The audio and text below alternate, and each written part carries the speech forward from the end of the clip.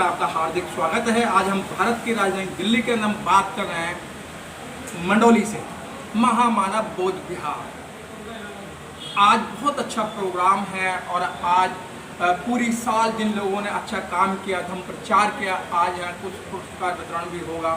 हमारे बीच में in success को जो देख रहे हैं, ये वेलफेयर में अधिकारी रहे हैं और समाज का बड़े पैमाने पर काम करते हैं और देखते हैं कि मेरे समाज के अंदर किसी प्रकार की कोई परेशानी ना आए। और ये जो बौद्ध विहार बनाया है, ये समाज के लिए, और आज महामानव बौद्ध विहार के अध्यक्ष हैं।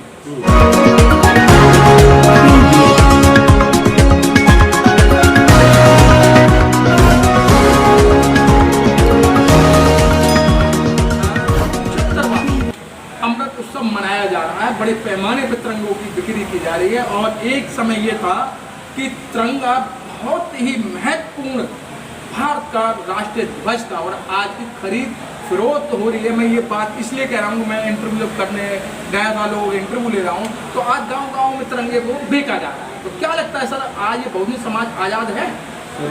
तिरंगा घर घर फहराने से कुछ होने वाला नहीं है। इस देश में इतना करप्शन फैल चुका है, इतना भ्रष्टाचार फैल चुका है, इस तिरंगे से कोई देश की वाहवाही होने वाली नहीं है। इस देश की वाहवाही तब जो गरीब वर्ग है, गरीब वर्ग को खाने के टाइम पर रोटी नहीं मिलेगी। इस टाइम इस देश में करीब 20 करोड़ लोगों को टाइम पे खाना नहीं मिलता है और 20 करोड़ लोगों को इस देश में आज भी भरपेट भोजन नहीं मिलता है। तो इस तिरंगे फहराने से कुछ होने वाला है। जब तक इस देश की जनता, गरीब जनता को जिनका रोटी टाइम पर नहीं मिलता है और घर तिरंगा फहराने में कोई फायदा नहीं है। और बहुजन समाज जो बहुसंख्यक पॉपुलेशन है, वो तो आज भी आज़ाद नहीं है। इस तिरंगा फहराने से अच्छा है कि जो गरीब वर्ग देश का है, जो मध्यम वर्ग देश का है, जिनको टाइम पे खाना नहीं मिल रहा है, टाइम पे कपड़ा नहीं मिल रहा है, टाइम पे भोजन नहीं मिल रहा है, टाइम पे मकान नहीं मिल रहा है, उन लोगों के बारे में सोचा जाए। तिरंगा फहराने से लोगों का भला होने वाला नहीं है, क्योंकि जो इस देश का शासन है आज ऐसे लोग हाथ में चला गया है जिन्होंने देश को काफ़ी पीछे पहुँचा दिया है। सब भी नहीं हुआ, सिर्फ सरमायादार लोग ही ज़्यादा आगे बढ़े हैं और पूंजीपति, और जो इस देश में व्यवस्था बनी हुई है वो पूंजी वर्ग की व्यवस्था बनी है। नोटबंदी करो, नोटबंदी से आज तक किसी लोगों को फायदा नहीं है। और गरीब वर्ग, जो पैसा गरीब लेडीज के पास था, जेंट्स के पास था, वो सब बैंक में डलवा दिया गया और बैंक में डलने के बाद उस पैसे का पता नहीं है वो कहाँ चला गया। तो इस देश में जो ये नोट व्यवस्था आई थी, नोटबंदी व्यवस्था आई थी, इससे देश और गरीब हुआ है, देश का भला नहीं हुआ है इससे। तो इसीलिए हमारा विचार ये है कि मोदी जी से भी कहना चाहते हैं कि सबसे पहले ध्यान आप गरीब वर्ग की तरफ देना चाहिए, मध्यम वर्ग की तरफ देना चाहिए, क्योंकि उस वर्ग का आज उधार नहीं हुआ है। इस देश को मेरे विचार से, जो मेरा अपना विचार है, करीब नहीं तो 50 साल पीछे पहुंचा दिया गया है। 50 साल पीछे देश इस टाइम 50 साल पीछे पहुंचा हुआ है। लेकिन सर, लोग कहते हैं कि ये तो विश्व में भारत का नाम है और विश्व गुरु होने जा रहा है। जो सत्ता पर बैठे हुए हैं वो कुछ भी कह सकते हैं, लेकिन जो इस देश की गरीब जनता है वो बताए कि इस देश का क्या हाल है। जो लोग सत्ता बैठे हुए हैं, सत्ता तो इसीलिए मिलती है कि लोग उनकी बढ़ाई होती है। कभी कोई भी देश, चाहे कोई भी देश हो इस वर्ल्ड का, हिंदुस्तान है, कोई देश ये नहीं कहेगा मेरे देश भुखमरी है, मेरे देश में बेरोजगारी है, मेरे देश में लोगों को रोजगार नहीं मिल रहा है, मेरे देश को टाइम पर खाना नहीं मिल रहा है। क्योंकि जब यदि वैसी बात करेंगे तो उनका विरोध होना शुरू हो जाएगा। इसीलिए जनता को आज ऐसे बांट दिया गया है, इस हिंदुस्तान की जनता को कि यहाँ जातिवाद फैला दिया गया है, उधर मुस्लिम है, उधर हिंदू है, ऐसा जातिवाद फैला दिया गया। लोगों का ध्यान गरीबी की तरफ से हटा दिया गया है और बेरोजगारी की तरफ हटा दिया गया है। आज भी इस देश में 55 करोड़ लोगों को टाइम पे जो सुविधा होनी चाहिए, कि देश के 55 करोड़ लोगों को टाइम पे आज भी जो खाना एक आदमी को, एक इंसान को मिलना चाहिए, इस देश में 55 करोड़ लोग आज वो खाना टाइम पे जिस तरह का भोजन व्यवस्था चाहिए, खाना चाहिए, मकान चाहिए करोड़, उन लोगों को आज 55 करोड़ लोग इस देश में इस तरह की व्यवस्था नहीं है। लेकिन सर, आप कह रहे हैं कि वो खाना नहीं मिल रहा है। बहुजनों को जो मांगा था बहुजनों को मिल गया। बहुजनों ने मांगा था भाई हमें मंदिर चाहिए, हम मंदिर में पाठ पूजा करेंगे, आगे तो वो बढ़े नहीं ना सर। लेकिन बहुजन जो बहुजन मंदिर की बात कर रहे हैं या मस्जिद की बात कर रहे हैं, गुरुद्वारे की बात कर रहे हैं, उन्हें तो यही पता नहीं है कि देश कहाँ जा रहा है, क्योंकि उन्हें इस बात में मतलब ही नहीं है। क्योंकि बाबा साहब ने जो कहा था कि जो हमारे लोग, जो मंदिर की तरफ हमारी जनसंख्या जा रही है, ये शिक्षा की तरफ चली जाएगी तो देश का अपने आप उद्धार होना शुरू हो जाएगा। क्योंकि ये लोग बहका मारने वाले लोग हैं, इनको रोटी जैसे ही कुत्ते को रोटी पर डाल देते हैं उसी तरफ आने लगता है। इस तरह से देश की जनता को अनाज, चावल, गेहूँ ये सब फ्री में व्यवस्था की गई है और लोग इन्हीं की पढ़ाई करते हैं। बिजली फ्री दी जा रही है, सिर्फ इन लोगों को भगाया जा रहा है, क्योंकि ये अपनी बुद्धि का इस्तेमाल, जो बहुसंख्यक वर्ग है ये अपनी बुद्धि का इस्तेमाल करता ही नहीं है। ये हमेशा दूसरों पर डिपेंड रहते हैं और दूसरों की बात सुनते हैं, अपने समाज की बात सुनते नहीं है, क्योंकि इन्हें कुछ नहीं चाहिए। सिर्फ रोटी चाहिए, बिजली चाहिए, पानी फ्री चाहिए, इन्हें ये नहीं पता कि जब तक हमारा रोजगार नहीं मिलेगा, हमें सब कुछ, जब तक रोजगार नहीं है बिल्कुल बेकार है। यदि रोजगार मिलेगा, पानी का बिल भर सकते हो, बिजली का बिल भर सकते हो, अनाज भी खरीद सकते हो, चावल भी खरीद सकते हो, जो भी रोजमर्रा की चीज़ आप सब खरीद सकते हो। लेकिन हाँ, इस कौम का ध्यान, इस कौम को बाबा साहब ने इतना समझाया, इतना कहा है कि ये जितनी जो भीड़ है देश की, यदि मंदिर की तरफ जाना बंद कर देगी और शिक्षा की तरफ बढ़ जाएगी, उसी दिन ये जिस दिन गरीब जनता का भला हो जाएगा।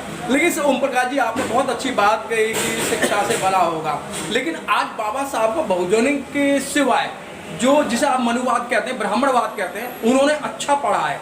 क्यों अच्छा पढ़ा? जिनको मंदिरों में घंटे हिलाने चाहिए थे, आज वो संसद भवन के अंदर बैठे हैं। देखो, और जिनको देखो बाबा साहब ने ये भी कहा था कि जो देश के एमएलए हैं या मिनिस्टर हैं या जो भी ऊंचे पद पर बैठे हुए हैं, इन लोगों ने इस देश की गरीब जनता के लिए कुछ नहीं सोचा है, सिर्फ इन लोगों ने अपना भला सोचा है। क्योंकि यदि जिस सरकार में ये बैठे हुए हैं, जिस सरकार उन नहीं जगह, इन्हें पता है कि अगली बार हमको टिकट नहीं मिलेगा, इसलिए लोग जो सत्ता में बैठे हुए हैं, क्योंकि अपनी पार्टी के साथ जुड़ते नहीं है, ये बीएसपी हमारी पार्टी है, उसके साथ जुड़ते नहीं है लोग, और जिसकी सत्ता होती है उसी के, चाहे कोई भी एमएलए एमपी हो, उसी के हमेशा बढ़ाई करनी पड़ेगी। इन्हें खुद भी पता है जो एमएलए हमारी कास्ट के एमएलए है कि हमारी कौम के साथ बुरा हो रहा है, क्योंकि इन्हें ये पता है कि यदि हमने बुराई कर दी सरकार की तो हमें अगले साल टिकट ही नहीं मिलेगा।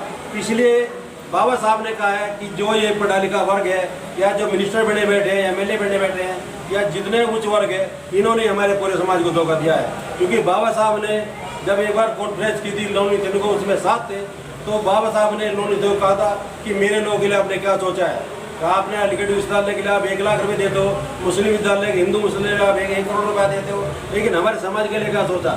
लेकिन लोन नितिन पर जब बाबा साहब बात सुनी, बाबा साहब ने एक मेमोरेंडम दिया, उस मेमोरेंडम लेके उन्होंने कुछ लोन नीति को जो वाइस रहते दिल्ली के, उन्होंने बाबा साहब पूछा कि आप मुझे जानते हो कि मैं कौन हूँ, कि यहाँ जानता हूँ, लेकिन मेरी शिक्षा के बारे में शायद आपको पता नहीं। बाबा साहब ने कहा कि लोन नीति को साहब मैं इस देश से किसी पद पर बैठ सकता हूँ।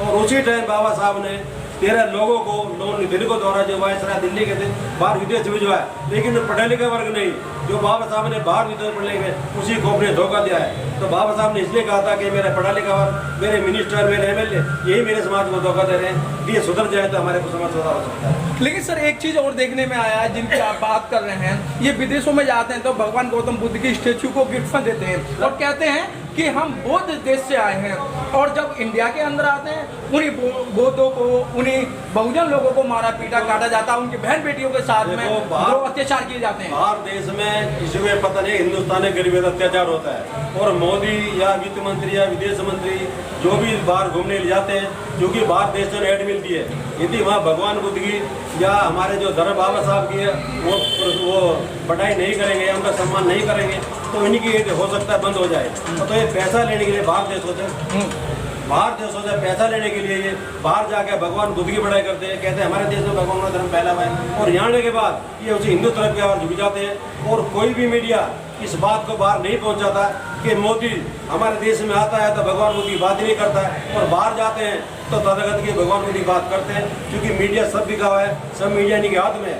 इसीलिए यदि ये प्रचार बाहर देश में पहुँच जाए कि मोदी या मोदी जो मिनिस्ट्री है वो सभी हिंदुस्तान में हिंदू की बात करते हैं और बाहर विदेश में जाकर भगवान बुद्ध की बात करते हैं, तो हो सकता है कि इनका जो भी इन्हें एड बाहर कंट्री मिलती है, हो सकता है मेरे विचार बंद हो जाए। क्योंकि सब ये जिन्हें शासन करना है वो अपने सुझाव अपने आप निकाल लेते हैं, उन्हें पता है किस तरह एड मिलेगी। यदि भगवान बुद्ध के बड़े बाहर देशों में जाकर नहीं करेंगे, हो सकता है इनकी जो एड बाहर देश मिलनी बंद हो जाए। संगठन नहीं बढ़ाया, और जब तक इस समाज का संगठन नहीं होगा, एकत्रित नहीं होंगे, उस कौम का भला होना बड़ा भारी बात है।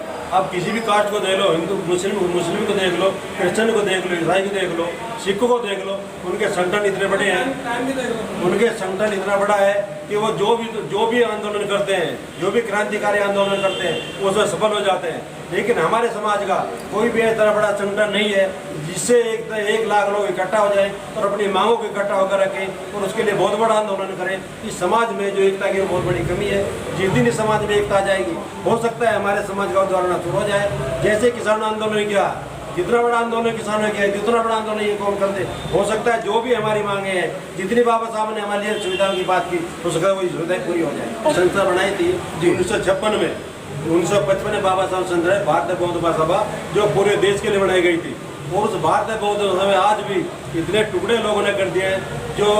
जो लोग स्वार्थी लोग हैं या जो लोग पैसे के भूखे हैं, उसने इस भारत बौद्ध महासागर के भी टुकड़े कर दिए हैं। लेकिन जो आजकल हमारी संस्था चल रही है, इसी को मान्यता मिली हुई है और हम ये चाहते हैं कि जितनी भी हमारी संस्था है इस देश में, उन्हीं को जो बाबा साहब ने अपना भारत बौद्ध रास्ता बताया, उस रास्ते में लोगों को आना चाहिए।